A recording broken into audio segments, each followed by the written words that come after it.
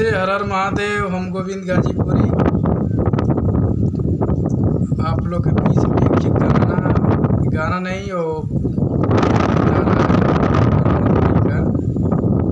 इतना बम्बलास्ट आ रहा है ना कि देवी गीत नंबर 1 वही गाना है। प्रमोद भाई का आ रहा है गाना जो देवी मैया। अरे आप लोग से मैं क्या बताऊं, इतना बम्बलास्ट गाना है ना कि मैं क्या बताऊं।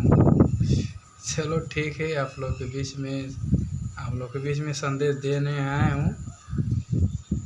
तो देवी माई मेहरारू चाहिए हाय भी सारे गामा हम भोजपुरी पे आ रहा है।